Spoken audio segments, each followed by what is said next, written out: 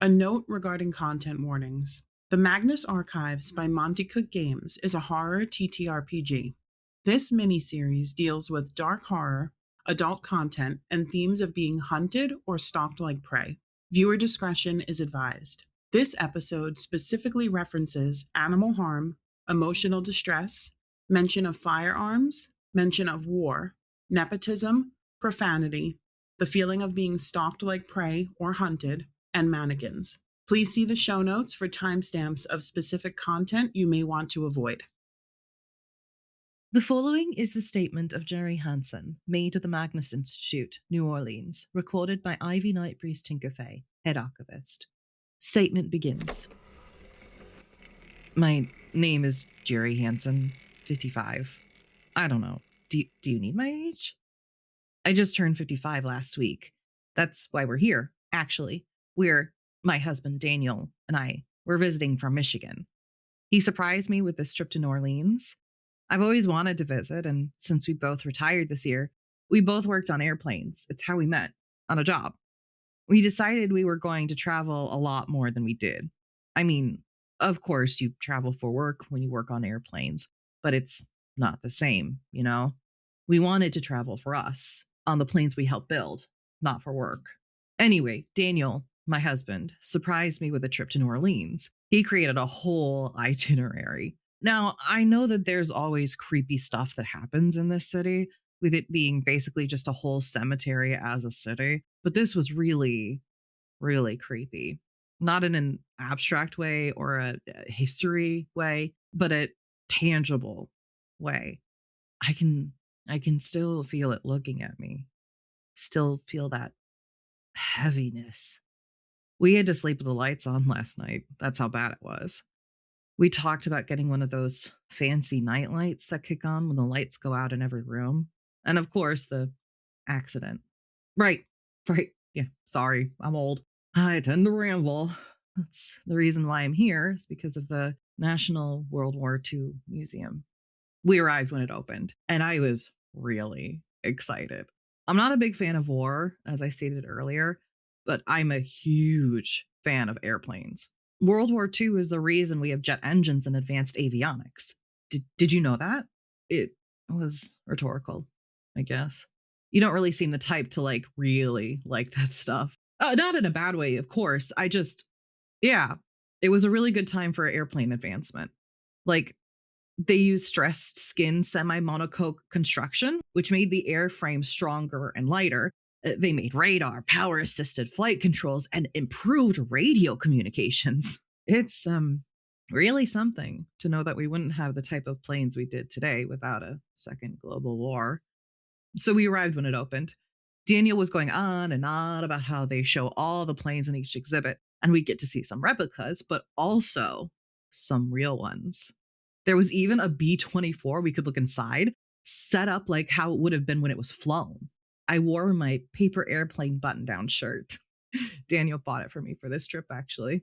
It was weirdly empty. Normally, these types of museums are packed with old farts like Daniel and I, especially on a weekday. But it felt like we were the only ones in the whole damn place. There was the person at the front counter, a young kid scrolling through their phone. They scanned our tickets and motioned for us to head inside. I think that was a weird thing, but I don't really think the feeling happened until we stepped in and I saw that case. Have you ever been hunted? I know it's a bananas thing to ask, but I don't think I can properly convey this feeling without asking. I've been hunting before. Grew up in the Upper Peninsula, so it was just a way of life. Snow falling around you, sitting in a blind up in some rickety tree, waiting for a deer big enough to shoot to come by. Sometimes you'd have to chase them down, follow the trail of bright red blood. There was one time when I was young, maybe 14, my dad told me, "You start it, you have to see it to the end." So I followed after that buck. It went a really long time. I lost track of time.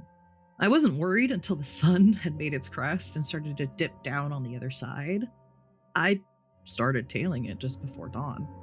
I often think about what he was feeling, knowing I was just behind him, knowing it was only a matter of time. He was wounded. I was physically and mentally better than him. I've spent 41 years thinking about it, thinking about that long stretch of snow in the field, unblemished save for the hoof prints, my boot prints, and his blood. The way we locked eyes. The bullet had barely grazed him. It was apparently lost hours back where I'd first shot him. I couldn't do it, in the end. I turned back around and started walking home. I felt empathy for a creature that wasn't able to even comprehend what empathy was. When I looked at this display case, I felt like that deer must have. I don't know specifically what it was about it. There was a faceless burlap mannequin doll thing inside, wearing a British ally uniform. You know, the bull hard hats, the giant gun. There was other stuff around it, pieces of uniform, but the burlap mannequin was what made the hair on the back of my neck stand up. It felt, I don't know, it felt more than, like how the buck saw me, more than him. Daniel tugged me by the hand and pulled me away towards the airplanes, but that feeling never left. The whole time we were there, I couldn't shake it. He seemed not to feel it. I asked him about it and he shrugged, said it must just be a slow day and that's why it was empty. He said what I was feeling was because it was, a war museum, a monument to all the lives lost. I know that probably attributed to it, but also, I kept seeing this thing, the more than. It was in every case somehow. Sometimes it was small, sometimes it was large, sometimes it was in a historic photo, just always there. I stopped pointing it out after the third case. Daniel wasn't interested in the cases, just the planes. I tried. I really did to shake the feeling, just to be present with my loving husband who spent so much of his time putting together this trip for me. But it was like every case I walked by, the rope of my nerves frayed a bit more. It came to a head towards the back of the museum, in the U.S. Freedom Pavilion, the Boeing Center. They had just torn down a party, I think. The tables and chairs were stacked neatly to the side, the gray concrete floors swept and polished. Daniel had stopped to look up at the planes, and I was ready to leave. I was trying to stay calm, I really was. I looked up, though, when he pointed at one of them, and I saw the more than in the seat of one of them. A Douglas SBD Dauntless. It was a legendary scout and dive bomber, crucial to the war. It was nicknamed Slow but Deadly because it wasn't very fast, but it did the job it needed to. The more than sat in the cockpit, staring at me. I tried to take a step back and shock a gut reaction, but it was like I was stuck. Daniel moved around me like water around a rock, looking at the other planes, but the more than and I were locked together. Then the the Dauntless started to move. It was slowly descending, silent, moving towards me. The steel cables holding it seemed to vanish, no longer suspending it. Somehow, the more than was doing that. I just know it. It dissolved the cables and took control of the air around it and made the damn thing move. I couldn't move. I couldn't make a sound. I couldn't even look away from it. The plane just kept moving and moving towards me. A steady pace, a march of death. It was getting closer and closer, and there was nothing I could do to save myself. Finally, I felt my body fly. A hit to my side sent me careening to the right, a heavy weight landing on top of me. I heard Daniel screaming. I heard the plane skitter and break and pieces go flying. Looking back, it's a wonder that neither of us were more injured. Daniel broke his clavicle from the impact. That's why we're still here. It's hard to fly for the first couple days after a break like that. My hip is bruised to hell. I have a concussion, but both of us are alive, somehow. The after effects of that were instantaneous. Suddenly, it felt like hundreds of people were there, screaming, crying, calling 911, calling the staff. We spent the rest of the day making statements, signing paperwork, and calling lawyers. Someone I talked to on the museum staff, I think her name was Lily Mason, told me about your institute. She actually mentioned the London one, said if I was able to go in person and ask for the head archivist there. She gave me a name, but I can't remember it now. We obviously can't do that. So I called, and the guy who answered it said that she no longer worked there and that they had a division here in New Orleans. So I came here while Daniel was at a checkup. So that's my story. I really hope you believe me, because I don't have anyone else here that does. Daniel is adamant that the concussion is messing with my head, and then I'm conflating a traumatic thing happening with my imagination going wild. But I know what I saw and what I felt. The Morthan was hunting me. I just hope it moved on. Statement ends.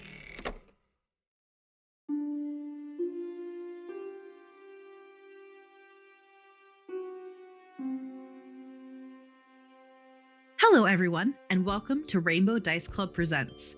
You may know us from our long-form D&D campaign, Tales of Three, but today we're so excited to be bringing you part 1 of a new AU miniseries. Hello, yes, that's right, you heard correctly. Welcome to That Time They Were Archivists, a mini-series. We are yoinking our D&D OCs from their homebrew world of Elisora, and we're dropping them into New Orleans for some office work and entity hunting and some other fun, creepy, cool, scary stuff. Yeah, so don't be alarmed when we mention elves and pseudo-dragons and such. This is kind of like a homebrew version of the real world, where fantasy and reality collide.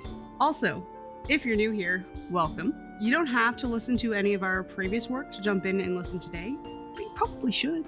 We'd like it if you did. I think you'd like it. I'm Dusty. My pronouns are they, she, and I'm playing an AU version of Ivy Nightbreeze Tinkerfey, whose pronouns are she, her, and I'm so excited to be running today's session of the Magnus Archives by Monty Cook Games. Hello, I'm Ariana. My pronouns are she, her, and I'm playing an AU version of Alara Spindlespark. And if you find yourself enjoying the show and what we're doing in general, please consider leaving us a 5-star review and maybe tell like 1 or 2 or 3 of your friends about us. Tell all your friends about us. Tell your friends, your family, your enemies. Yeah, tell your your long-lost situationships. Your friends to lovers, your enemies to lovers. Tell them all. Tell everyone. Your roommates. We're small creators and it really helps us out. We have large personalities, but we're small creators. We're small creators with big personalities and pizzazz and whimsy. And big dreams. And so much whimsy. And so much whimsy. More horror than whimsy, though, is what I'm hearing. Whimsical horror. Yeah, we actually recently were told that. Need more whimsy. Much more whimsy. Hello, folks. I'm Wayra. My pronouns are she, they, and I play an AU version of Varys, whose pronouns are he, they. I don't have to plug anything until later, so I'll just say I have a feeling that we're going to be fighting sentient mannequins. And yeah. I'm not about that. Did the burlap mannequin in the statement give you a hint about that? Maybe. It's going to be fine. So we open our scene at the Magnus Archives New Orleans Institute. We pull back from where we're listening to this statement to see Ivy Nightbreeze Tinkerfey, who is actively recording it into a recorder.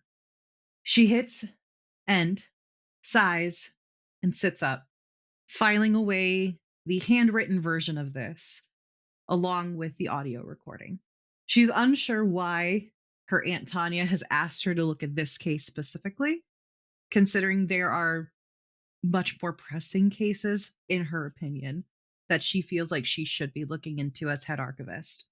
But this morning, her Aunt Tanya came into her office, set this piece of paper down, and told her to dictate it, essentially. She knows that as soon as it's done, she's going to have to grab some other archivists and they're going to have to go look into this. But she was not looking forward to field work today. Valid. She stretches, fixes herself, makes herself look presentable. Ivy is a winter Eladrin. She has long, black hair. It's not long anymore. She cut it recently. It sits about her shoulders and flips up a bit. She wanted to try out something new. She's wearing black high-waisted trousers, a white button-down shirt, and a light gray argyle sweater vest tucked into the trousers. She's wearing heels, and she's got all of her rings and jewelry on. She remembers that there's going to be a new person starting today, which she's also not excited for a new person to start. Essentially, she's not very happy in a lot of aspects of her job because her job was sort of basically was given to her in a you're gonna do this way.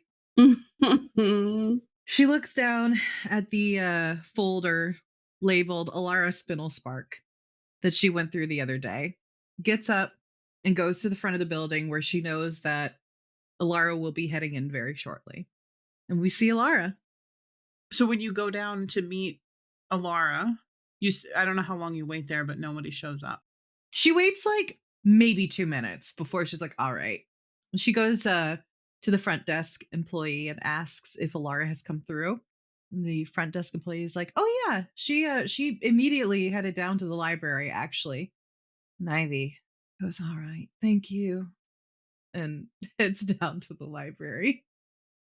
And in the library, we kind of zoom in on a tall, half elf woman with pale skin and freckles. She has big green eyes, short, wavy, curly, orange hair. She is also wearing high waisted, I think like brown pants with like a chunky knit green striped, like green and cream sweater. That's kind of like crop top-ish, but her pants are high. So she's like presentable for work. This is her first day at the archives, and she's already kind of lost in one of the aisles. There's a desk nearby with like piles of books, and she's got a pair of her glasses are like sitting on top of one of the books. I think she's trying to move one of the like ladders. She's trying to like start putting this mess of books away that are in this library. As you're doing that, Alara, you hear the hard click of heels heading towards you. She turns around and looks at you. You see Ivy locked on you. So you know that there's no escaping what's the conversation that's about to happen. Does she know who you are? Would you say you're a pretty perceptive person? Not with people. With, I think, things and dead people, bodies probably. But not in like a social kind of way. Ayo. Ayo. I'm gonna have you roll. Okay. First roll of the game. Discerning motive with a What's my difficulty? I think your difficulty is like a 4. So difficult. So I have to roll a 12? Yeah. 10. You have no idea who she is. You just know that she is beelining it towards you. So she looks at you and she's like, "Oh, hi, hold on one second. I'll be right with you. If you need a book, I don't know if I can help you find it. The librarian's not here and it's my first day." And she like, as she's saying it, she's sliding a ladder and it gets like jammed on something. And she kind of like startles herself and then tries to like unjam it. Ilara? Spinel Spark? Yeah, yes. Right. There's a latch at the bottom of that. That'll help Oh, move the ladder easier. thanks. I'm Ivy, Nightbreeze Stinkerfay. Oh, she would know. Would she know who your aunt is immediately from your name? Yes, and that Ivy's the head archivist. So her demeanor immediately changes. She like drops what she's doing completely and like stands up straight. Oh, hello, hi. And she rushes over to like shake your hand. Ivy shakes your hand. She shakes it like, with both hands? yeah, and like quick, like fast, like too much, you know? Oh, I was early today. So, just if you're passing any news up to the higher ups, I got here like 20 minutes early. So That's great. cool. Okay. Okay.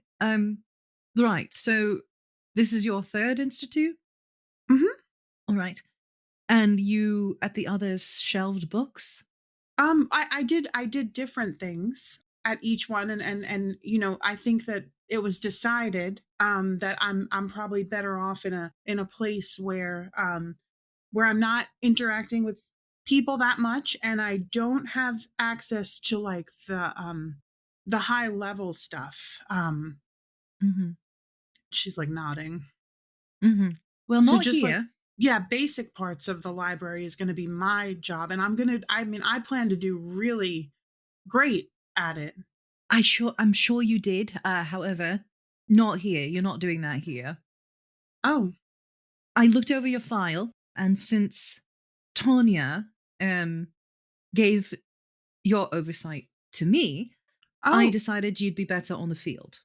oh, You have a very incredible knack for getting into places that you're not supposed to be. mostly by accident though. Right, but think about what you could do if you did it on purpose. So Director Tanya is aware of this, and she's approved it. Mm-hmm. So this is what she wants me to do. She wants you to do whatever I tell you to do. Okay. Okay. So are we leaving now? No, not right now. You've got to listen to the statement first, Of course. and then we've got to pick up one more person. Okay. All right? Mm-hmm. So grab your stuff. I'll show you where your office is. She grabs her glasses, and you see she's got a like oversized green, like almost like military looking jacket with like 1,000 pockets on it, Mm-hmm. and like a book bag that looks pretty old. And she like grabs her glasses in like one hand and like holds them in like her fist, like not taking care of them at all. Ivy winces a bit. And as you guys are walking out, she looks back at like one of the books that are on the table. Do you want to grab it? No. I was organizing. All right. You can check out any book you want anytime. Not only in a certain section of the library, though. For me. Any book, any section. Okay.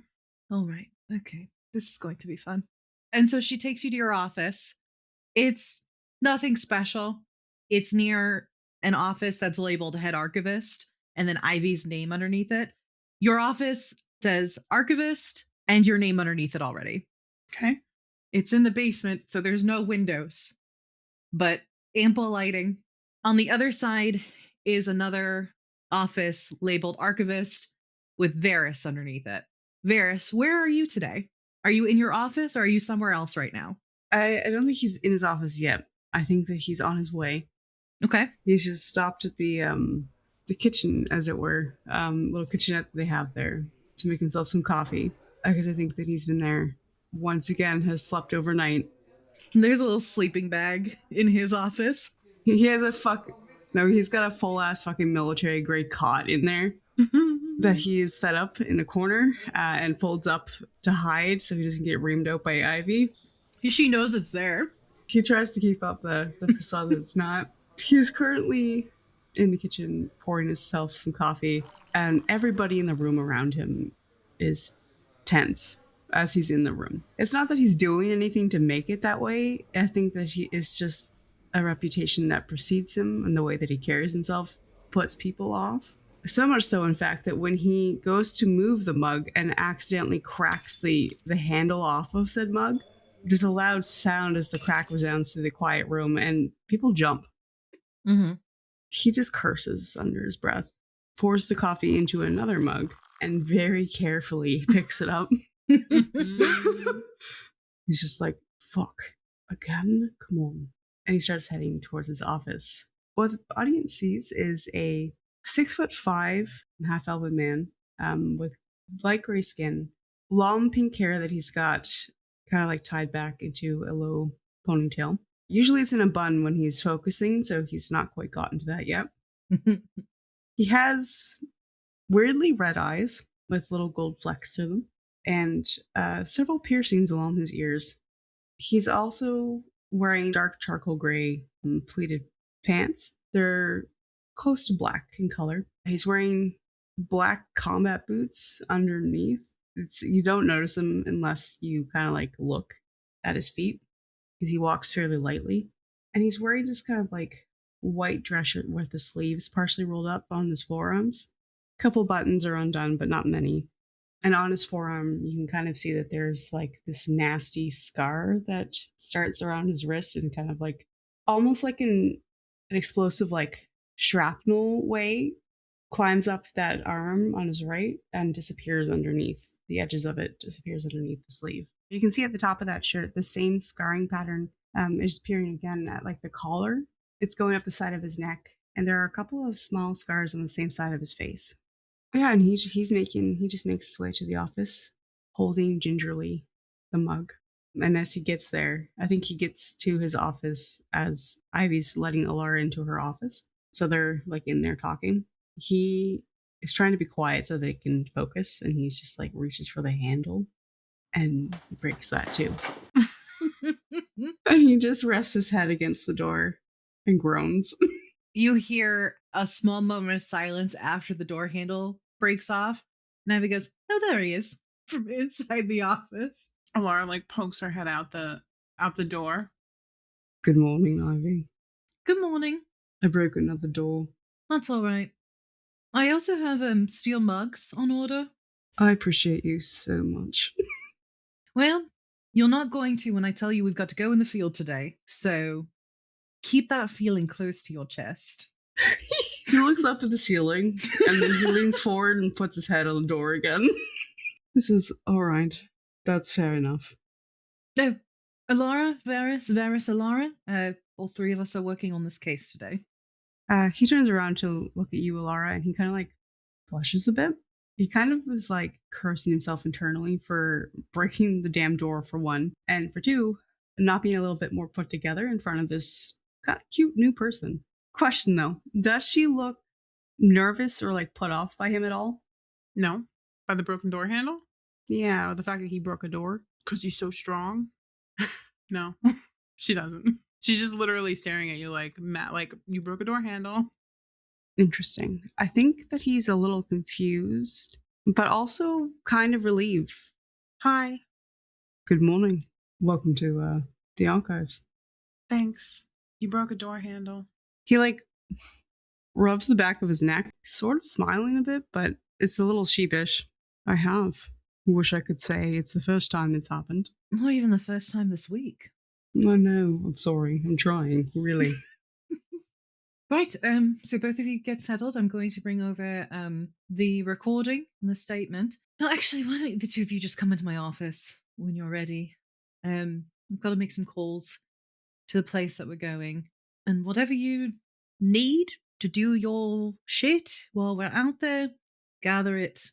Is this like, do I need to kit up, or what am I expecting to be doing here? She thinks about it for a moment.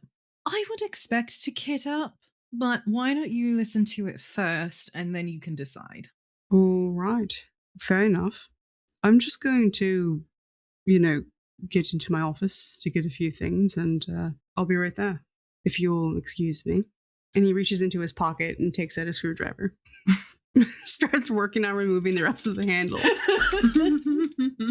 So he can get into his fucking office. Ivy heads into her office. Alara just, I think, stands in the doorway of her office for a minute, like watching Varys screwing with the door, and Ivy going into her office. And she's like, what a weird place. Well, she's just thinking like, what have I gotten myself into? Or what has Magnus Archives put me into? And she like audibly sighs and turns around and goes into her office and just like sits down because she doesn't have anything, like she doesn't have anything to take with her. She just sits there like staring at the no windows. There is like a painting of an outside scene in lieu of a window. Love it. You have a company issued laptop, a nice desk chair. There's an extra monitor if you want to hook up the laptop to the monitor. There's shelves for personal items, filing cabinet, that kind of stuff. There's also a couple recording devices in one of the drawers if you look through all the drawers. I think she'll just take out a book out of her pack and she'll just start reading to pass the time.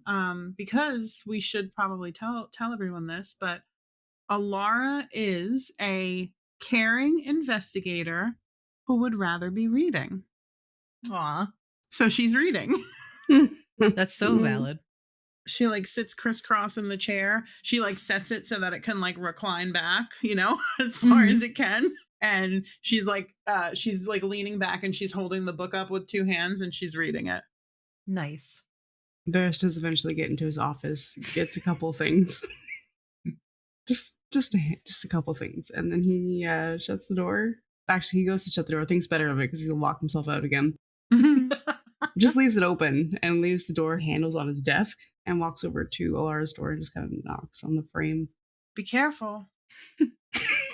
He looks at the frame. Why? It's like the big bad wolf. I'll huff and I'll puff and I'll blow your door down, but instead it's your fist. He was leaning on the door frame and he gets off of the door frame. Oh, right. He like side eyes it to make sure it's not broken, but like it's not. It's fine. So, will you be joining us, or has that book claimed your attention for the foreseeable future? Oh, I thought, yes, yes. And she puts the book back in her pack. Have you ever been on the field before? No, Ah, I'm right. supposed to be in the library, I thought. I was the new librarian, but apparently now I'm a field investigator. He looks a little surprised to hear that she was supposed to be in the library. That's kind of a drastic shift in career, I think. Well, congratulations on the promotion, I suppose. Or sorrows. She's like shaking her head no and yes, like, Mhm. thanks. Yeah, Have you been doing this for a long time? not a long time. About a year and a half or so. I believe I joined a little before Ivy became head archivist, to be honest. Okay. Well, I tried to tell her that I don't have any experience and I don't really know what I'm doing, but she didn't seem to care. So You learn very quickly, but that's her way, or the highway sometimes. So you just sort of you go with it. she gets up and she like comes closer to you and she like peers out the door to see if Ivy is Ivy's door closed or open? It's cracked open. Okay. Ferris doesn't give a shit. She sees that it's cracked open and then she looks up at you. Do you know if she's, because she's the niece, right, of director Tanya? She's a nepo baby. Yes. Well, no, she giggles. I didn't mean it like I are they like, is she gonna tell her everything that we do? Like is she like a plant, like a spy? Or because well, you know what? It's fine.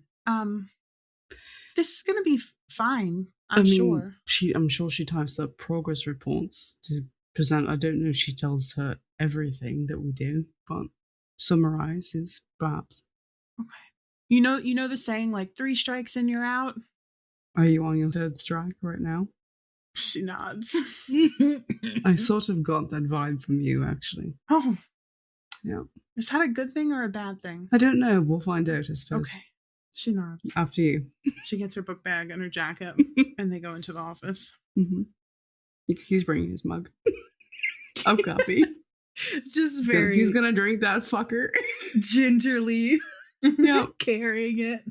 He does have one hand under it to make sure Yeah. he doesn't drop it. Ivy's finishing up typing an email and she sends it off. She goes, "All right, take a seat."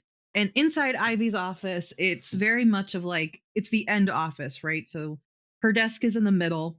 There's 2 chairs in front. They're nice chairs. She's got a wall of pictures behind her of different people who've worked at the Institute. Her and her aunt, of another woman who's a Summer Eladrin, and Ivy when they were younger. She's got picture of a pet pseudo dragon. And she's like, "All right, are you both ready to listen to this?" Mhm. And she presses play. And the statement that the audience heard at the beginning is the statement that the 3 of them are listening to right now. So when it ends, she goes, "All right, what do you think?" Spooky. Mm-hmm. I think, oh fuck, why a military museum of all things? But and 2, why a burlap sack mannequin? The fuck? She shrugs. I don't know. It's like, agree, creepy. Of all the like, they could have done anything else, honestly. Right, and literally anything else. But I It's a guess that was the choice. most cost effective. I don't. You could have printed out a picture and put it in the window, like. She laughs. Does Ivy know your history, Varys, in the military? I think that Ivy would have had to know. Ivy goes, "All right, so you can probably see why I picked you, Varys." No, sorry, it's a mystery to me. Mm-hmm. Mm-hmm. And Alara, can you see why I picked you for this as well? Nope. No? I can go do some research. If anybody has like something specific that they would like me to look up. Yes, I would like you to look up and see if there are any other incidents that happened here. That's exactly what I was thinking. Okay. Perfect. If you could get a hold of Mr. Hansen as well. He left his contact information in the statement, and she passes a copy of the statement to you. You want me to talk to him? Yes. Is there a reason why you couldn't talk to... I mean, I can talk to him, but like, what do you want me to, like, hey, bud? Sorry that you got decimated by an airplane. Okay. She's writing it down. Sorry, No, you not got that. No, Okay. no. What was the type of airplane again, Dusty?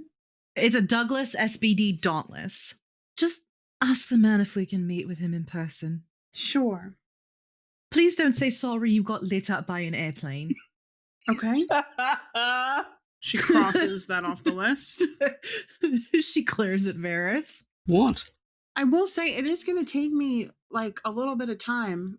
I do have an ability called research that says if I spend at least 2 hours with an appropriate source of information, I learn one relevant fact about a topic I choose. So that will be incidents that happened in the museum. So I think she's going to want to go down to the library and do some research.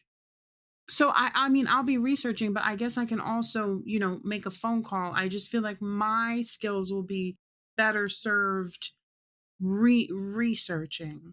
I mean, yes, we'll definitely have you researching, but again, you're coming with us. Right. I just meant about making a phone call. Well, I don't know if you noticed, but I don't really trust Varys to make this phone call. She like looks at you, and you can't do it because I have to secure us tickets. I have to tell Tonio where we're going. I have to set up contingencies if someone gets hurt. I have to file this back. There's a good deal of things I have to do before we can head out. And also, I'm kind of your boss, so I get to tell you what to do. Because Ivy is a brave elocutionist who leads. Nice.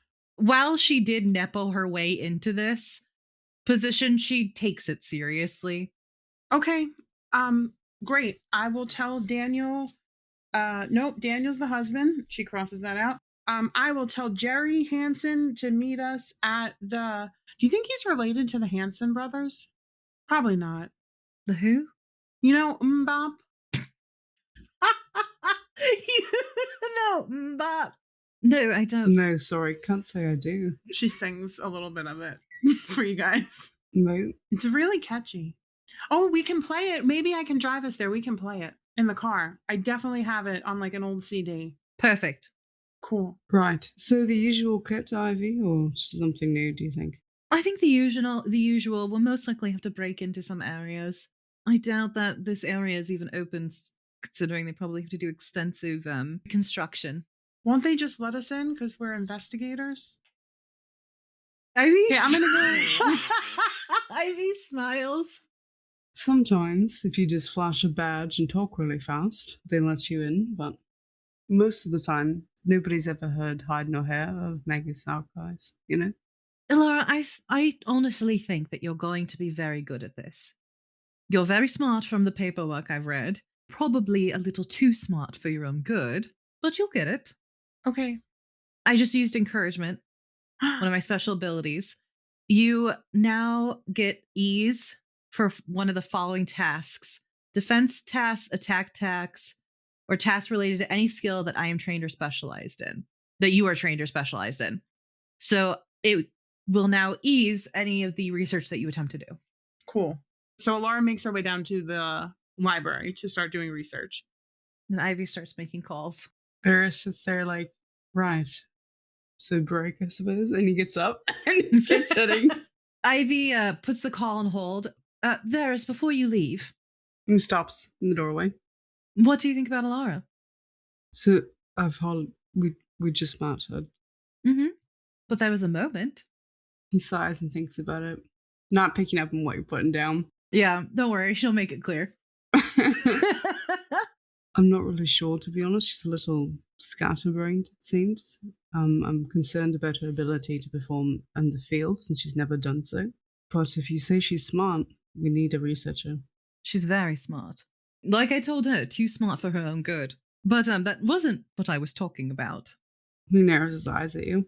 Lay it out plainly, please. There was a moment. You know, like a little... When I broke the door handle? No, when you two saw each other for the first time. Like a Hollywood little zap. And she, like, puts her fingers together. Your ability to find connection in nothing is astounding to me. Your ability. You did this with the last person who was working with us too, if you recall. No, that one was more of a hope. This one is more of an I know. Right. See you later. You can't run away from fate. We can run away from you, though. Not for long. We'll follow Alara because we'll be most likely spending a little bit more time with her while she does her research. Okay. Do you bring your brand new laptop with you, or do you just head down raw dogging it? I think she starts to leave. I think she gets to the elevator, and then she's like, oh crap, and then she runs back and grabs the laptop. I think even though it's 2025, she still prefers books. And I think too, she's learned over the years that there is a lot of information hidden in books, especially in in Magnus, if you know how to search for them and how to look for them. The internet can be unreliable. People can change things, especially, in today's day and age. Yeah. And so she finds books to be a little bit more reliable, but she'll take it. Okay. So you head down. No, technically it's up. You head up to the library. Oh, yeah. Because the archives are in the down. In the basement. And this is one of the bigger libraries you've seen. The other two places, do you know the cities of the other two places, or are we keeping that nebulous? Scranton, Pennsylvania. Okay. Right next to the office. Yep. And let's do Chicago.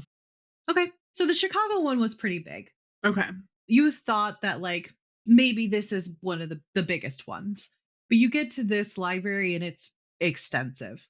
It's labeled very nicely. You think that the previous librarian was very good at their job. So where do you want to start first? I guess she's looking for information on, I think she wants to do two things. She wants to find information on if there's any other cases that were mentioned happening in the museum. And then also see if she can find anything on that creature, like a mannequin with a burlap. Is that a thing? Yeah.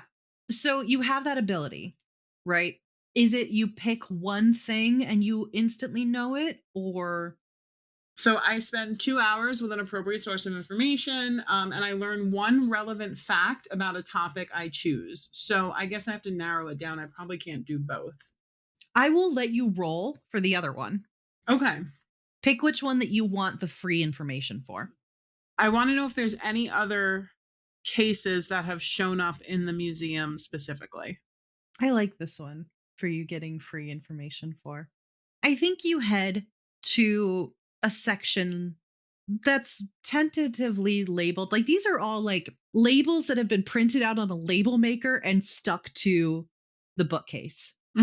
They're not official in any capacity. You think it's maybe just the previous librarian was overzealous. Your eyes spy two bookcases that are labeled mannequins/dolls. You go through the books. After a couple hours, you realize that this isn't like anything that has been detailed before. You come across one passage that says something to the effect of, sometimes the entities will use vessels. There's an asterisk. You see a footnote, handwritten, that says The Hunt. Do I know anything about The Hunt, or can I look up? I mean, can I do a quick search, or? You can do a search. In the very back of the library, there's another bookcase. This time, it's not a label maker. It's scratched into the wood, entities. So I look for one that says The Hunt. It's a very small book. You almost miss it. When you bring it down, it's not so much a book really, as it is just a couple pieces of paper stapled together with a binding. And it says, not much is known about this entity. Love it. See Gertrude Robinson. Ooh. I look for books, or I Google search Gertrude. I'll Google her probably. She was the head archivist at the London Institute. Oh, she's the one who said in the statement she wasn't. Okay. She's dead, or she's no longer with the. She's no longer alive. You find an obituary. Okay. It doesn't say how she died. Just says that she's passed, who she survived by, and that she used to work as the head archivist at the Magnus Institute, London. Is there a way to easily find out, like, the last thing that she was working on before she died? Is that something that I could look into? You would need special clearance. Okay, well, she can ask Ivy. Mm-hmm. Okay. She would either need special clearance or a hacker. Okay, and then so the other thing that she would like to, so I guess what I can do is I have a researching skill that I can roll for, because I want to see now if I want to kind of duel. So like, because I have an idea that it might be the hunt. Yeah. So see if there's any similar, if there's any cases about the hunt, or if there's any similar descriptions to what Jerry Hansen reported. Okay. So does that make your role easier then? So I'm trained in Research. researching, which eases it by 1, I think. Yes. So what's my difficulty? Because I might try to ease it even more depending. Your difficulty is a 7. Okay, so I need to roll a 21. If it's eased by 1, does that mean it goes down to 18, or it goes down by 1? It goes down to 18. It's eased by a step. So my question is, should I use some of my intellect pool to make it easier? I think you can also spend an effort. I don't want to waste an effort, though. I'm going to use 1 from my intellect pool to ease it by 1 more. Okay. So that will bring it to a 15. Okay. You got this. It's a 3. Okay. Okay. I'm going to introduce something. I'm going to introduce horror mode. Now? Oh. Yeah. Already. Hello? Already. So you come across a book. It's in another language, but you recognize one of the words that's hunt. So you pick it up, you open it. As soon as you do, the lights start to flicker out. Jesus. I closed the book. The lights still are slowly flickering out. Well, then I open it again. You open it again, and you hear the door lock. I was just trying to research. I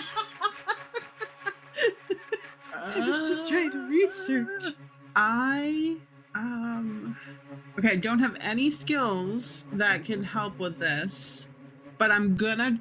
Do I hear anything? Just other than the lock? Do I hear footsteps? Do I hear like a person? You still hear the lights flickering out. Roll perception. Your difficulty is probably doesn't matter, does it? 6? No. Okay.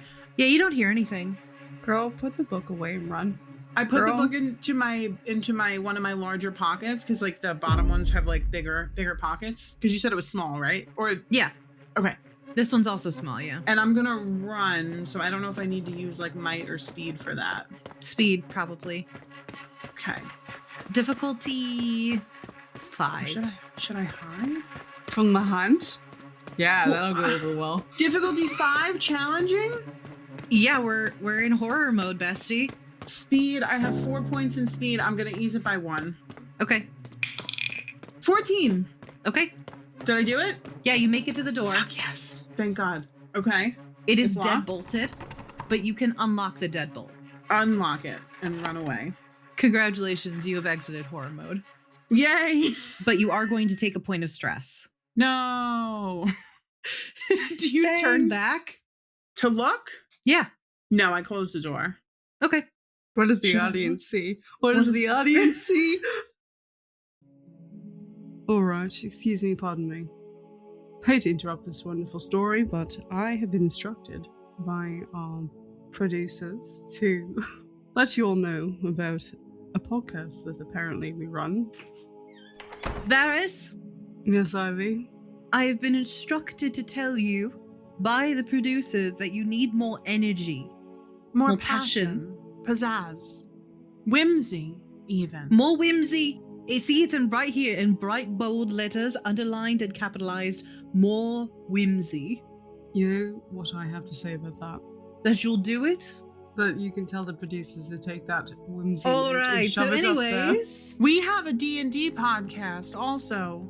It's called Tales of Three. It is a D&D 5e based dark fantasy podcast. And if you like us three in Magnus, you'll like us even more in our Dungeons and Dragons podcast. Very true. So check out Tales of Three. And now, here's a word from one of our other cool podcast peoples out there. Hey you! Do you want to step into mayhem, chaos, and experience the dystopian future of corporate oligarchs while riding around a futuristic technopunk city? Come join us over at Big Campaign Pod, where we'll keep a bacon pie and ultra-processed Soylent burger warm for you. Our homebrew world of fast cars, eldritch abominations, and privatized gang activity has been running for 20 years thanks to all the knuckleheads we have. If you want to help us build this world and keep this story going, join us on our Discord or check out our website, bigcampaign.com, where you can listen to us or on any place you find your podcasts. Thanks. All right. Bye. As Alara closes the door and runs away, the audience sees at the end of the aisle where Alara was a burlap mannequin wearing a British ally uniform. Nope. Yes. Give me the mannequins. So we're going to swing away from Alara booking it most likely to the elevator, right? Mm-hmm. Yes. And we're swinging down to Varys. If she sees anybody on the way, she's like, don't go in there. You run past the reception's desk and she just looks at you. She's running to tell Ivy what happened because she doesn't know who else to tell, you know? Yeah. The camera's going to outpace Alara and swing around to where Varys is. Varys, what are you doing currently? Varys is heading to the equipment room, which is affectionately named the storage locker, to keep prying eyes away from the equipment room. I think that Varys is going to approach the room and he's going to take the key that a couple people have to that room and he's going to unlock it and go in. He's going to be very careful with the doorknob. Yes. This one's reinforced. It's fine. I feel like he uses it too much to not have had it reinforced. Yeah, immediately. So he goes in and he starts looking around at the shelves and takes out the clipboard to log the shit that he's going to log out. Because last time he took things and didn't log it, Ivy reamed him out. So he's going to take out a double bag and start just putting in the basic stuff, which is like wire cutters, lockpicking stuff, flashlight, EMF reader, just things that he's known to start bringing after a year and a half of working there. He's also somehow managed to get his hands on night vision goggles through Magnus, which has been super helpful in dark rooms when flashlights stop working. But I think he's going to start wandering towards the more like occultish supplies, like the herbs and the black salt and holy water and stuff. And he's going to look through. I want to see if I can make an occult roll to see, because he is trained in occultism, to see if he can think of what might be appropriate to bring to a mannequin haunting possession thing, whatever this may be. Let's do difficulty 3, which is a what DC? Because I don't have the table. 9. Thank you. Yeah. Okay. Don't have anything to add to it, I think, but it is eased by 1 because I'm trained, right? Okay. So 6. 6. Okay, perfect. So I have a 8. Great. Okay. Yeah. So I think the things that you naturally gravitate towards, like probably salt. Mm-hmm. Yeah, definitely. I think you pick up a lot of salt. Just regular salt or black salt as well? Both. I think you also gravitate towards protection herbs. I think you pick up a little bit more because of Alara. Yeah, he's going to take a mixture of like protection orbs and like little trinkets, and he's going to put them into little satchels. Yeah. To distribute to all 3 of them. And then puts some of the salt into little baggies for each of them as well, but bring some extra. I think after that, though, your eye snags on infrared goggles. And for some reason, you are like, I need those. He's going to bring those too. He didn't know that they had those. Yeah, they're brand new. Just out of the box. It's like, okay, Ivy, I see you. That's what he's thinking. Ivy's also very much of a person that, like, if you tell her you need something, she'll just order it. She does not give a shit about budgets. Yeah, which is why another thing he brings is a pistol, because he's asked for that too. Yeah. And a little box of ammo. He loads the pistol, but puts the safety on and puts that in a holster on his hip. Because he'll only use it if it's necessary. And then besides that, he just brings a knife just in case they need to like cut a wire or whatever, just utility thing. A single knife? Just, I think he's going to bring 3. Just like a utility wise for all 3 of them. Okay. Just a small one. Anything else you want to grab while we're here? I don't think so. I think that's all he's going to bring. And he's going to put it in the duffel bag. As you're walking out, you get a text from Ivy asking if you want to get food on the way there. He types, abso-fucking-lutely with a drool emoji. As you hit send, you feel a body slam into you from behind. Alara's running out of the library. As she looks back, she's telling the receptionist as she runs by, "Don't go in there." Boom. She looks forward and she runs right into the back of you. I think you're solid enough that you don't fall over. Yeah. I think maybe you stumble a bit, but Alara lands on her fucking ass. Oh, dear. I don't think he stumbles. I think she bumps and then you hear like a noise from behind you. It's like, and then you hear her clatter to the ground. Oh, can I try to catch her? No, your back is turned to her. Damn. Okay. I think he just turns around and he like, you're on the ground right now? Yes? Mm-hmm. He's so confused. Okay, first of all, where the fuck did you come from?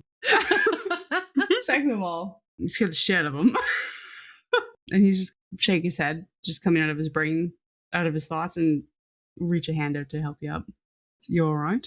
She takes it. Yeah, sorry. There's something weird in the library. The light started flickering, and then the door, something locked me in, and I ran. I was running to tell Ivy. Did you get to see what it was? No. Okay. Right, we should go tell Ivy then. He'll gesture for Alara to go ahead of him, and he'll take up behind her. I'm gonna go upstairs. Downstairs. The 2 of you take the elevator down. Is it quiet? Do you talk about anything? Or I think that he just asked her what she was doing in the library. Researching. But you were given a laptop, right? You could have just Googled it. She shakes her head. More information in books. Right. Not the same. Better information. What did you pick up that caused the... She takes out the little book. It's in another language. But as soon as I opened it and I read the word hunt, the light started flickering. Oh, fun. the elevator no, I'm kidding. You fucker. No, the elevator reaches its floor without an incident. What language is the book in? Who wants to try and figure out what language it is? I can try. What would that be? History. 15. It's a very, very old language, but you've also seen it pretty regularly when dealing with what the Magnus Institute calls the entities. It's written in Sumerian. Oh, Sumerian. This is about the entities, right? It's about the hunt. Specifically. Well, no wonder. Was I being hunted? Probably, yes. Which, I mean, begs the question, are these things related to the hunt?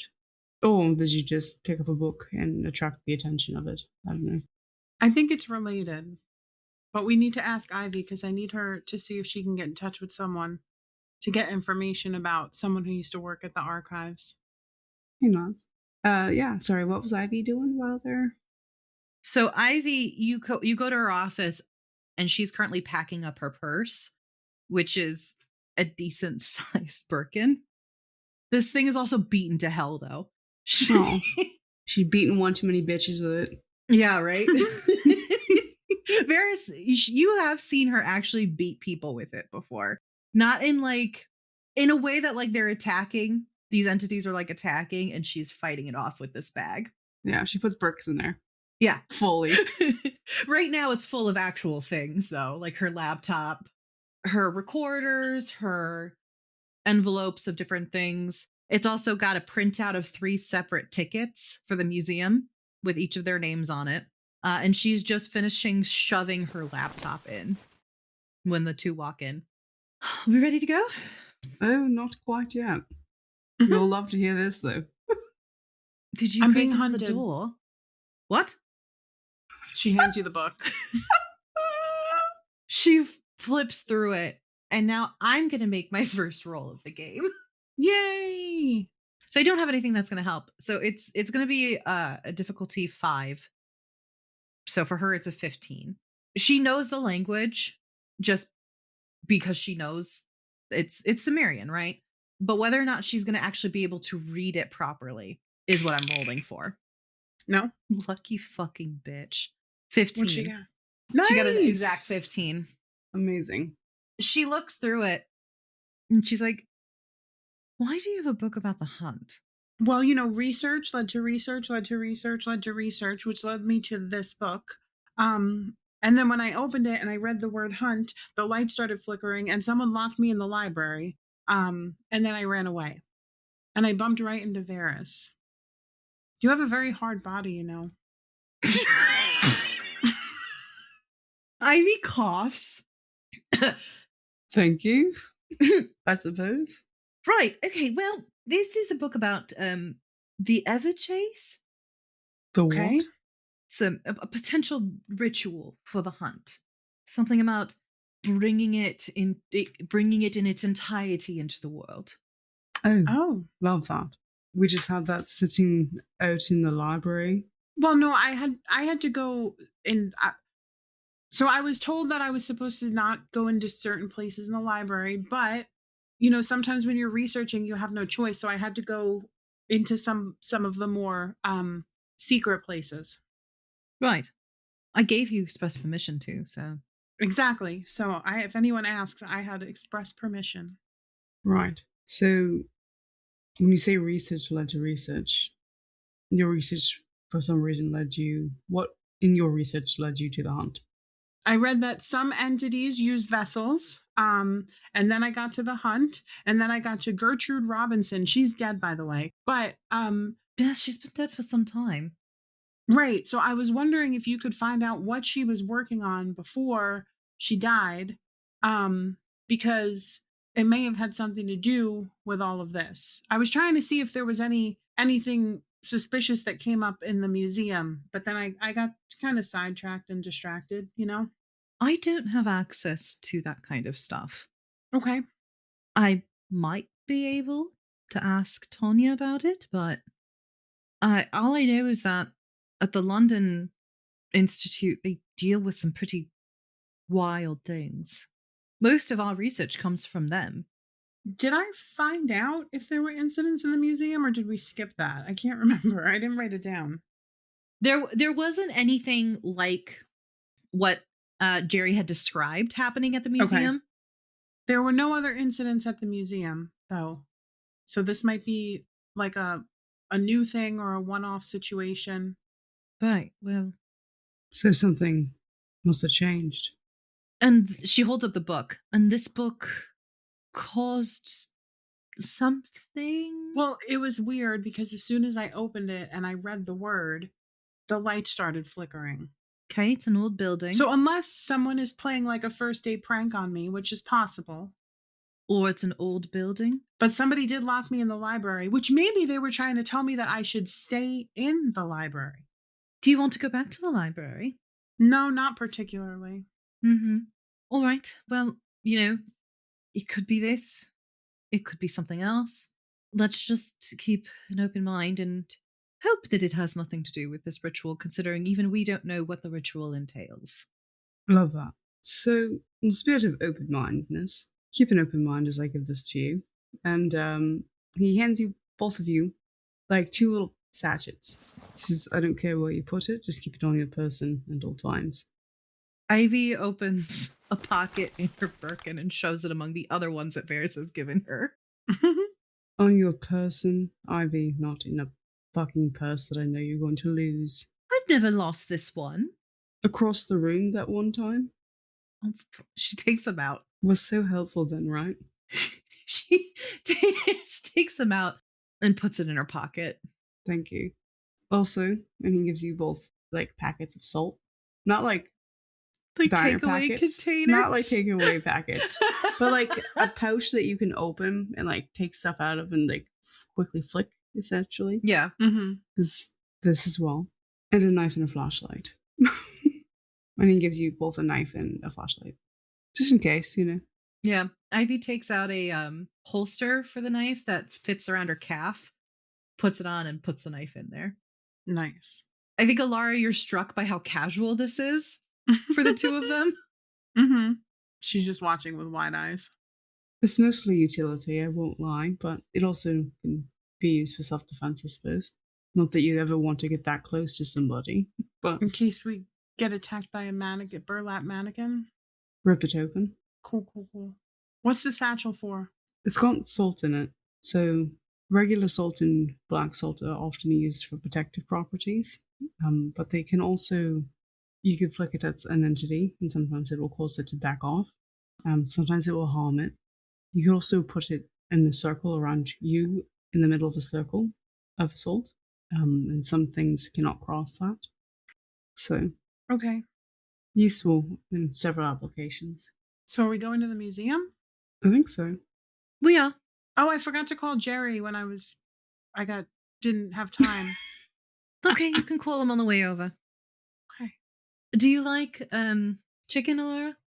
I'm a vegetarian. Are we getting food? We were going to, yes. Do you have a place that you like to drive through? Some place that has breakfast all day. Denny's. Denny's doesn't have a drive-through. Well, we can order and pick it up. We can go through Dunkin'. Okay. That works. All right. Yeah. The three of them head out to the garage. Varys, you know that there are company vehicles. Ivy uses her own vehicle. It's one of the higher end, like, Escalades. Black tinted mirrors. Alara, I think you're ready to get into like one of the company vehicles because they say the Magnus Institute on them. And she just keeps walking. No, in fact, I think Alara, without even thinking about it, walks to her own car, which is a 1969 Hunter Green Chevy Impala. And she like does that click noise. Ivy and then looks she at looks you. yeah, like on opposite sides of the Yeah. Oh, sorry, I wasn't even thinking about it. It's all right. She runs over and locks the doors again. All right. And she gets into the driver's seat, wondering who's going to get shotgun. Alara gets in the back. Oh, okay, Varys will get in the shotgun, I guess. Yeah. Well, you're way bigger. I mean, nobody wants to be stuffed up in the back seat, you know?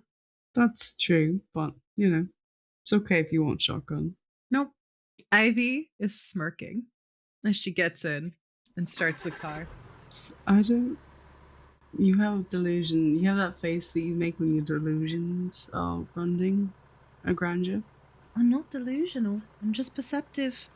Very delusional. Nope. Hmm. I see it. I see all. With your special eyes. With my special eyes. Speaking of special eyes, thank you very much for ordering the infrared. Of course, yeah. I figured it was something that might be needed. Yeah, I brought it along for this one. Just Good. in case. She starts the car. Fall Out Boy starts playing. Amazing. Which one? I think it's the So Much for Stardust album. Obsessed. And they start driving. They go through a Dunkin' Donuts and each get something to eat and drink. Nice. Not sponsored. Not sponsored, but I mean, hell, if you wanna let us know. rainbowdiceclub@gmail.com. That's amazing. Alara's gonna call Jerry Hansen. Yeah. Ring ring. Hello? Ring ring. Hello? Hello? Hello, is this Jerry Hansen? This is he. This is Alara Spindlespark. I'm calling from the Magnus Institute. Oh, yeah. Hi. Hi. I was hoping that you would be able to meet us at the... She's reading off of a piece of paper. I was hoping that you would be able to meet us at the museum today. Now. Please. Now? Yes, I was supposed to call you earlier, but then something came up and so now I'm calling you, but we're on our way there to investigate. Also, how are you doing? Are you okay? Yeah, I'm fine. My hip still hurts like hell, but the headache subsided, so that's good. I mean, yeah, I can come, but I'm not gonna go in. Right. That makes sense. She like covers the phone. Ivy, He's not gonna go in. All right. Oh, all right. Why are you calling him in the first place, Ivy? She told Mr. Hansen, can you please hold? And she mutes the phone. Oh, yeah. What is the purpose of this call? To see if we can get more information. Looks at you, Lara. She unmutes. We were calling to see if we could get more information from you. Yeah. What type of information? She mutes. He wants to know what type of information. Give the phone to Ivy. Do you say that? No. Listen, are you there? She unmutes. Yeah, sorry. Hi. It's my first day. Congrats. Thank you. Yeah, I kind of told the woman everything I knew. Is there something specific you're looking for? She mutes again. He told us everything he knows, and he wants to know if there's anything specific we're looking for. She shrugs. I mean, you both heard that. Do you have any follow-up questions, or normally when an archivist calls, they have their own sort of thought process? So I think, why does he assume it's the mannequin that did it? Would be one question. I know that he sort of saw it pop up everywhere. Was it the same one? Is there multiple? Hey, Jerry. Thanks for holding. Yeah, sure. Do you think that it was the same mannequin? Did it look the same every time? I know you said it looked different, sizes and stuff. Or do you think that we're dealing with, multiple? No, it was the same one. It was the same one. Jerry, what makes you think that it was? Oh, she puts it on speaker. Yeah. He just takes it and holds it between the three of them. He's like, Jerry, forgive me. So what makes you think that it was the mannequin that caused the plane to fall? I'm not really sure if it was the mannequin itself or if it was the more than controlling the mannequin. What's more than above table? It's just what he's describing the entity. It's how he himself is describing the entity. Okay. That he's interacting with. So it's like a name for a monster, basically? That he has come up with, yes. The three of you have never heard this before. It is his own way of categorizing what he was feeling about the entity he was interacting with. I like that. I thought we were supposed to know what that was. What's a more than? Oh, it's kind of just how I thought of it. You read the statement I made, right? Mm-hmm. Yeah, so how I talked about how the buck probably saw me, how I was more smart and capable than he was because he's an animal and we're human. So this was more than you. Right. That's really smart, Jerry. Oh, well, thank you. You're welcome. From the moment you entered, that feeling came over you? No, it was as soon as I saw the burlap mannequin in the case. That was the very first time. You didn't have any prior inklings, or? I mean, it was weird when we walked in and nobody was there, but... I was going to ask about that. You said that there was nobody there the whole time, but then at the end everyone was there. Yeah, it was they all just sort of appeared. That's weird. Yeah. Maybe your mind, maybe they were there the whole time, but you weren't. I have a skill. Can I use my missing... I have an ability. Yeah. I have an ability called missing detail. I listen to the words of an NPC, read a transcript of something, blah, blah, blah, blah, or an account written by someone, such as a statement, and I immediately note something that wasn't said. This can be something implied by what was said, or written, or something that was obviously left out. And you can provide the fact to me, a brief fact. The words written or spoken must be substantial, like someone giving an eyewitness account, telling a story, blah, blah, blah, blah, blah. Let's go. So is there anything, even if it's because my thought process now is or Alara's thought process is regarding the fact that he didn't see anybody and then everybody was there. Is it possible that he was having some sort of out of body-ish experience, or something happened that he's not on a level that he's not aware of to make him think nobody was there and then there were other people there? I don't know if that makes sense. Yeah, it does. You're thinking back to the statement, and you remember that he mentions that Daniel also, his husband, also realized nobody was there, but didn't think it was weird. Hmm.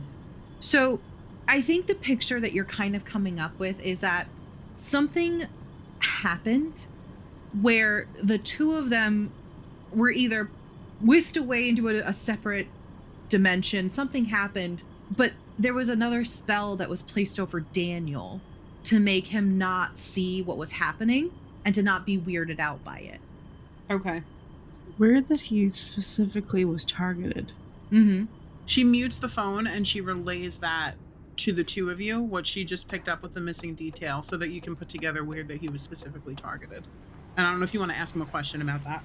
Yeah, Varys nods and thinks about it, and he unmutes the phone. Says, Jerry, do you have any specific ties to this place? It just seems weird that it only happened to you. And I'm not saying that I don't believe you, because I do. I don't have any specific ties to this place, neither does Daniel. Has Daniel ever been hunting with you? Yeah. Daniel's gone on hunts with me before, but he's never like actually shot anything. He just sits there and reads a book while I do it. Okay. Right. Honestly, it really did kind of remind me of when we do go hunting together, because Daniel never looks up from his Kindle. And then I'll be like, did you see that deer? And he's like, no, I wasn't even looking. So, I don't know. I think that it chose you specifically, because it's weird that you both sort of were in the same state when you didn't realize, you didn't see anybody else around you, but only you thought it was weird, and only you saw the thing, right? Actually, I was kind of thinking about this yesterday after I left. I don't know if this is relevant or not, but another weird thing that happened to me.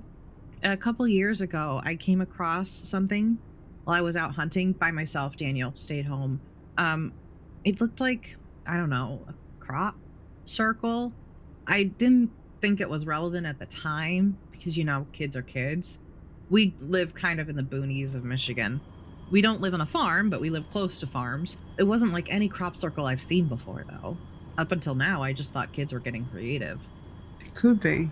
Are you able to sort of like sketch a rough idea of what that might look like and send us a picture?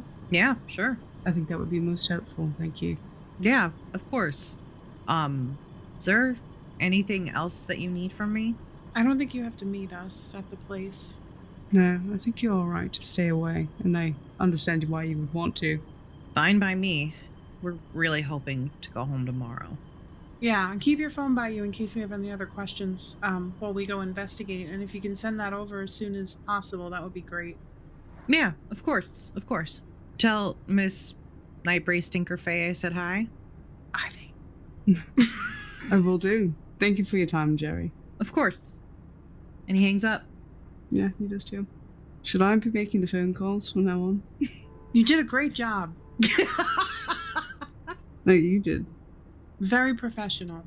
I really wanted Alara to get that experience. I think she did great. She did. You both did great. I think she should take them from now on. She giggles. Alara, about 10 minutes later, you get a ping, a text message from Jerry. What does it say? What does it do? say? What's it look like? It is a rough sketch on like hotel stationery. Mm-hmm. It is of 3 interlocking circles with dashes around the outside of each circle that expand out. Oh, okay. Is there anything familiar, similar to the book? Because I know that I had the ever chase ritual, right? Yep. We were. Do you open it and look? Yeah. She looks at Varys and Ivy, and internally she's like, these people know what they're doing, so I'm protected and safe. So she's going to open the book. Okay. You open it, and you get a weird feeling. Great. You Nightmare mode. What's it called? Nightmare mode? Horror mode? We're not in horror mode just yet. Okay. It depends on what you do with this next piece of information. I eat the paper. I'm just kidding. She's so scared she rips it out and she eats it. Consumption. I was like, the fuck? You feel like there's a presence behind you. No. But the I moment look. you open the book, it opens up to the right page. and you see no other text around it. Blank pages before and after, but that sketch drawn in red marker. Do I still feel like there's something behind me? Oh yeah. I look. Okay, we're in I horror do mode. like a... No, you I don't. What did you say? We're in horror We're mode in now. horror mode. No, we're not. No, we're not. It's fine. Okay. Am I about to lunge at something in the car right now? Is that what's about to happen? It's an Escalade, you said? Yeah. What year? 2020. 2025. Well, of course. Laura, roll me occultism. A cult? Okay, Yeah. don't have a cult. It is a difficulty of 5. So 15. 16! Great. Okay. You see a very faint outline of a burlap mannequin in a World War II British Ally uniform. It's faint, though. It's like non-corporeal? It's non-corporeal. You think that the 3 or 6 bags of protection spell in the car is making it not able to fully manifest. Nice. Get fucked, you mannequin bastard. Alara, like, without looking forward, so she's still staring at it. Yeah. Does it look like, is it just like staring at me? Like, does it look menacing? Does it look scary? No, it's just staring at you. So Alara, like, creeps her hand forward and, like, taps Varys on the shoulder. Hello? Did you need something? Do you turn around? No. He's taking a sip of his drink. Yeah, he's drinking. Are you alright? Does anyone else see that? He looks up in the rearview mirror. You see it, Varys, because Alara's already pointed it out to you, so you see it. Oh, he looks behind him and looks right at it. I do see that. That's a burlap sack mannequin? That is definitely a burlap sack mannequin in Ivy's fucking Escalade. He looks at it. Is it doing anything? No, Like, just sitting there? it's just sitting there. He takes out some salt. He's gonna flick it at it and see what happens. Okay. While you're doing that, at the same time, Alara takes a book out of her book bag and, like, throws it through the apparition. Like, not aggressively, just, like, almost, like, gently. Yeah. Like, she, like a frisbee, she just flings it through. Insane. Both of you are insane. I don't want it in the fucking car with us. Yeah, you both roll might. The difficulty for Varys is 4. Difficulty for Alara is 3, just because Alara's closer. So Alara, you need to roll above a 9, and Varys, you need to roll above a 12. 13, lucky 13. Oh, I also wrote a 13, but I have a 2 edge in my might, so. Well, you both get it. So Alara, your book goes through first. It just phases right through. Okay, that's kind of what she was, like, testing, I think. Yeah. Varys, you lob this. Okay, I take a pinch and flick it at it to see what happens. Alara, where are you sitting in the back? Are you in the middle? Are you... She's in the middle, but she's turned around, so her back is, like, in between the 2 seats now, because I think when she saw it, she kind of backed away so that, and then she could, like, tap on Varys' shoulder. Varys, are you going to like get around Alara, or? Oh no, he's leaning over. He's gonna Okay. fully lean over back there and flick it at it. As this is happening, Ivy's gonna have to make a driving check because she also sees it in the back, and she's like, "Oh fuck!" Jump scare. Ow. Difficulty 4. 19. Beautiful. Okay, so she maintains contact with the road. Varys, you flick this salt through it, and it disappears. Good. And we have exited horror mode. Everybody takes a point of stress. Fair. He gives the empty space bird. Motherfucker. We're being hunted. Yeah, no kidding. I think that's yep, we are. Mm-hmm. Okay, but wait, I'm not a hunter. No, you're the opposite. Well, Jerry said that he was a hunter. Oh, maybe because he saw the crop circle. I'm trying to make connections here, you know? Like he is the hunter, but now he's being hunted. Could be. So like it's going after hunters, but that doesn't make sense because I've never hunted anything, I don't think. Like not in a regular sense. I have, in a sense. But it came to me first. Right, because you opened the book. Oh, so maybe you get tagged if you like Interact. Yeah, like if he saw the crop circle. But why did it wait all this time to come to him? Maybe it has something to do with the museum. She nods. I wonder if there's somebody new on the staff Maybe. who might be doing it. Well, Lily Mason knew about. She's got like a journal where she took notes of like the case and stuff. She was the one who gave Jerry the information to contact the Magnus Institute. So maybe she's familiar with the Magnus Institute. Well, let's see if we can talk to her. Do you want to be ironic? If this was a trap For who? for the Magnus Institute people, I guess just to us. Oh, Wouldn't be the first trap. fair. Ivy pulls into the parking garage. Parks her car. You ready to go see World War II memorabilia? Can't wait. So excited. You should feel right at home. Who, me? She's looking at Varys. No, outdated material and equipment. Also, I'm not really a history buff of that shit. Fair. I am, but not about World War II. I know what I know of necessity, not because I enjoy learning about it. Fair. All right. Let's go. Sounds good. She hands them their paper tickets. A day at the museum.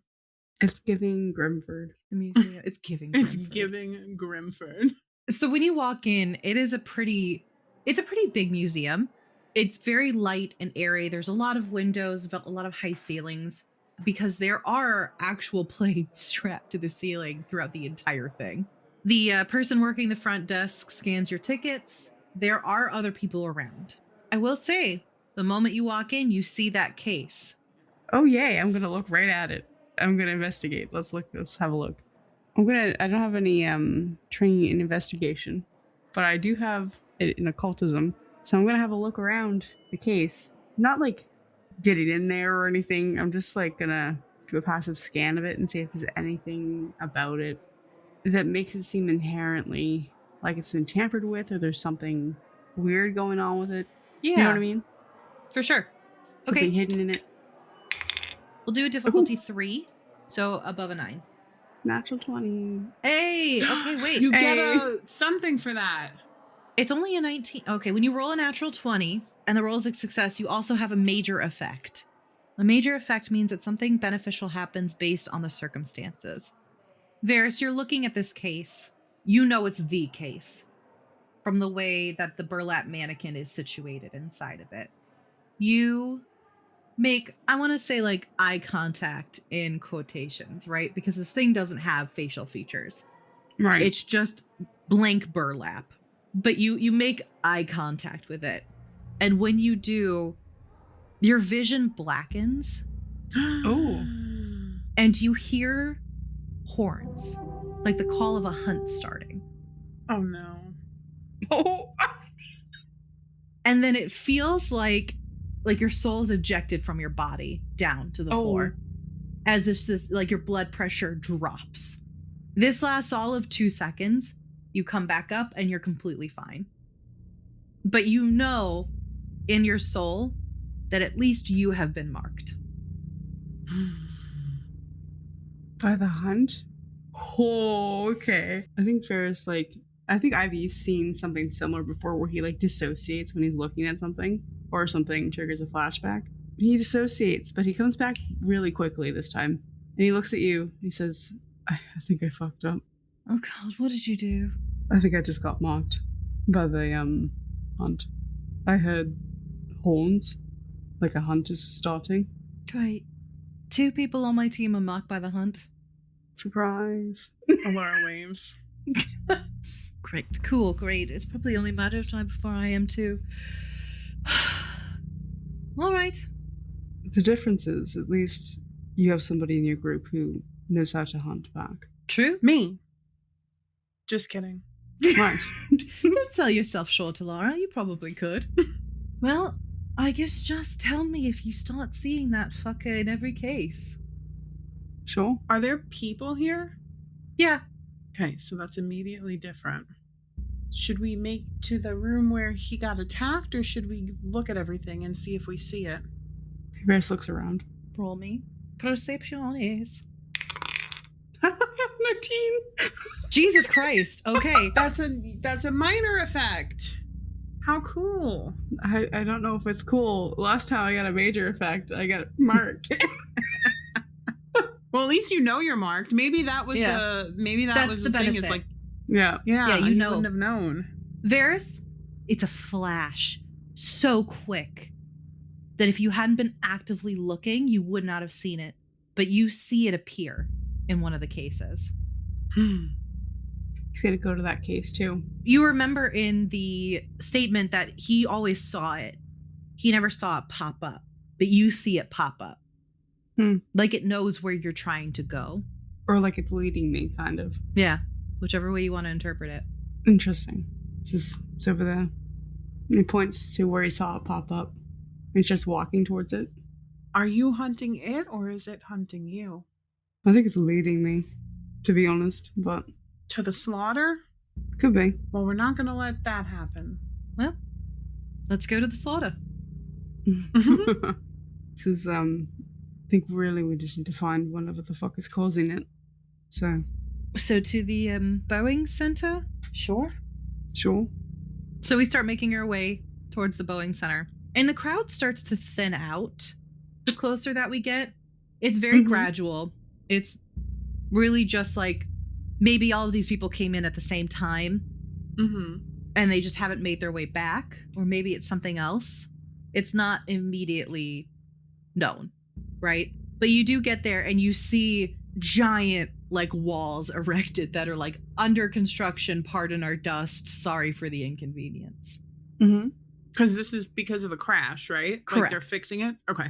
Can we get, is it like accessible? There's a door that has a pin code on it. And it says employees only. And the usual like hard hats required. Does anyone have any ideas? Last time I had an idea, I got marked and then I got led, so I'm keeping myself this time. You guys lead. Okay. I have an idea. Do you have something, Dusty? I'm looking at trying to see if any of my special abilities or ciphers help in this situation. I could break the handle. You could break the handle, but it might make noise. Right. Also, why are you so good at breaking handles? I don't know. Fair. I seem to break everything I touch, if I'm not too careful. Well, I bumped into you and I didn't break, so. Well, that's good. As you guys are talking, Ivy walks up to the pin code and studies it and uses her special ability Understanding to observe or study a creature or object. Your next interaction with that creature or object gains 1 asset. Ooh, what is an asset? So it eases your task by 3. Oh. Yep. So she is going to attempt to look at the wear pattern. Love it. And see if she can guess what the 4-digit code is going to be. Smarty. So task difficulty is going to be a 7, so a 21, but it's eased by 3, you said? It's eased by a step. Got an 18. Nice. The two of you are talking and you watch as she studies it and then types in a code and it unlocks. Oh, look at you. She flips her hair. I'm perceptive. You both ready to go in? Yeah, I don't see why not. Yeah, she opens the door. When you listened to the statement, you were under the impression that the ground was cement, that there were ceilings, and that there were walls. However, What is happening? what you walk into is a field. Oh, fun. A massive field. Alara backs up to the door. The door is gone as soon as it closes. So you know how when you think something is gonna like be there and it's not? Mm-hmm. So she stumbles, but like she thinks she's gonna back up into the wall, Yeah. and there's nothing there, so she stumbles backwards. What you've walked into in this field is that crop circle. Where the indentations are layered in red. Oh, is it blood? Yeah, it's blood. It's fresh blood too. It's bright. Is barely oxidized. Alara texts Jerry, and she's like, "You good, friend?" Question mark. Unable to send. You have no service. If he looks around, is it daytime, nighttime right now? Daytime. High noon. Where is the sun in respect to where we're standing right now? Right above you. It's at Okay. its zenith in the sky. Perfect. He's gonna walk around the circle. I would like to try to find the source of the blood if possible. He's gonna take out his pistol as well. So I am going to enter us in horror mode, Okay. just so we're all aware. Roll me perception. Challenge. Natural 20. Okay, I'm never not even mind. lying. I just Never mind. that was awesome. There is a tree line in a circle around this field. It's like a perfect circle. It's so interesting to you how this is a perfect circle. And you're studying the tree line. It's like somebody took a giant cookie cutter, plopped it into the middle of this forest, took it out, put this crop circle in, and left it. Like there are trees that are shorn to maintain the circle. As you're looking at it, you see figures in the trees. Burlap mannequins holding different weapons, all bloody, just staring. He's gonna back up towards Ivy and Alara. He's gonna stand in front of them, and he's gonna hand Ivy the pistol with the safety off. Don't look now, but there's a whole slew of them in the woods there Oh, with weapons. great. Okay, awesome. Hey, friends, I had a thought. What if this is the ritual? No, then we just have to ruin it. No big deal. And he takes some salt and he puts it in a circle around them. So don't get sacrificed. Don't No. get sacrificed. Do my best. Can I make an occult roll to see if this is in fact the ritual? Yeah, for sure. What'd you roll? There's something in the air today. It's No, 19. 19? Okay, beautiful. But it's ease because I'm trained, so Well, I mean, it doesn't matter. You got it. yeah. This is a trial. You are of the mind that it was not expected for the three of you to be here right now. That is why nobody's closing in right now. This is an initiation. It's a trial, an initiation, maybe. I don't think you're aware fully of that detail, but you know that the three of you are not supposed to be here. So is someone else supposed to be here? Is it Jerry supposed to be here? Okay, I'm gonna use one of my special abilities called Careful Observation. Okay? Just a hunch. A flash of insight provides me with a small clue or suggests a course of action with regard to an urgent question, problem, or obstacle you're facing when you have no idea how to proceed. Laura has no idea how to proceed. Once I use this ability, I can't use it again until my next 10-hour recovery roll.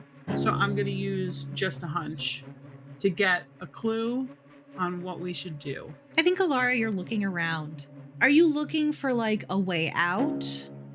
I'm looking for a way to end this situation. Because I think if we find a way out, we haven't really solved anything. So I think she's looking for a way to fix the problem, whatever that might mean. Get rid of the fucking mannequin guys. Yeah. Or the So- mannequin people. To fix the problem is to get rid of this crop circle. Okay. I think we need to ruin the circle, like you said. Get rid of it. Stop whatever's about to happen. How do we get rid of it? Do we just need to kick it up, or? I don't know. Use a lighter. Ivy doesn't smoke. I think Barris does. I think he would have to do something after all that shit. You say who has a lighter, and Ivy He's just goes, patting himself down. Yeah. Don't you have one? So usually, and I think he takes out a lighter, like a Zippo kind of thing. Flicks it and like turns it on and just tosses it into the field or into the crop circle. Yeah. Where Is it like, dry enough? Because there is blood. Oh, that's right. I forgot. Sorry. I'm having a moment. No, you're good. Now he's gonna walk into it and he's gonna light it, just in one of the dry patches. I think it takes a couple flicks before it really starts to catch, but it does. And it slowly starts to spread. The mannequins don't do anything. They just watch this happen. Interesting. I'm gonna also rip up we're in a field, so he's gonna rip up the grass or whatever it is that is in the like causing the shape. He's gonna start tearing it out as well. Ivy's gonna help. She's taken off her shoes because she was wearing heels. And she'll help rip things up. Alara will too, but she's keeping an eye on to see if they're coming closer. They're not. Does Ivy know how to read the book that we found? The Sumerian? A little bit. She would need to spend time with it to really... Okay. I opened the book. Did they do anything when I opened the book? Oh, no. Oh, no. Yeah. Why don't you roll me... Why don't you roll me an occult roll? Difficulty 5. So It's a 15. 3. It's a 3. Okay. So I get a GM intrusion here. You don't realize, Alara, that one of them has broken rank and started to move. Okay. Nobody realizes this because we're all too busy doing things. You feel a hand touch your back. Oh, no. I turn around and face it. This one has a knife. Please, no. And it is raising it towards you. I scream and I go into my pocket and I take out a fucking taser and I want to zap it. Okay, so this is a difficulty of 3, so 9. Okay. 18. Okay, yeah. You jam your taser into this thing. Does it do anything?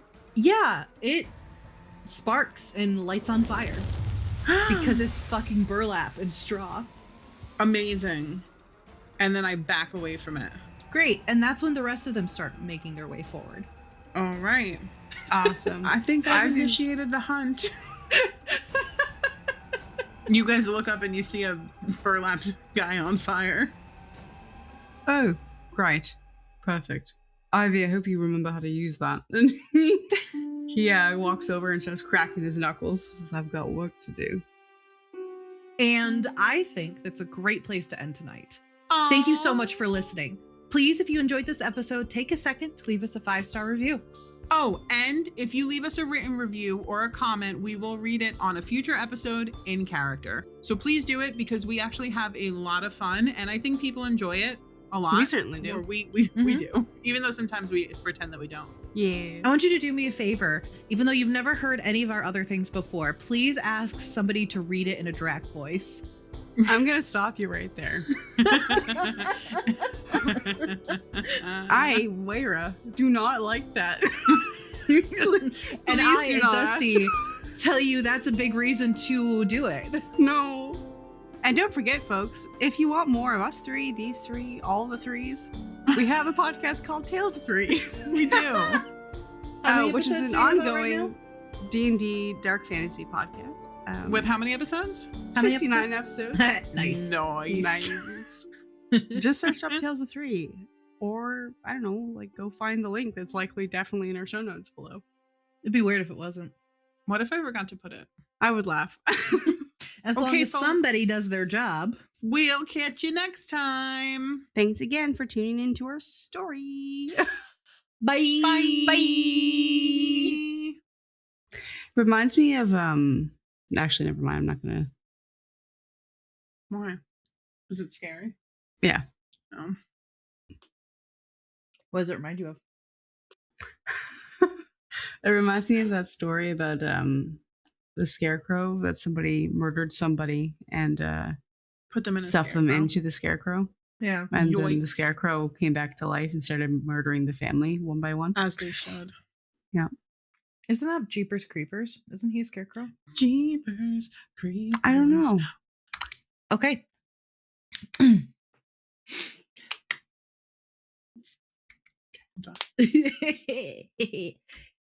Fire engine red. No, not fire engine. I don't know why I said fire engine red. Her hair is not fire engine red. It's never been fire In this engine one, red. no, I know.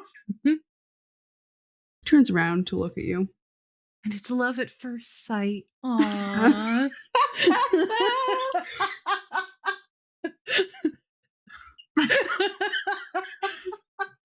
The real whole reason face. I The wanted music- all of us to not know each other ahead of time. The like time slows and then music starts playing and they're just like, Electricity fizzles through the air. Not being a little bit more put together in front of this kind of cute new person.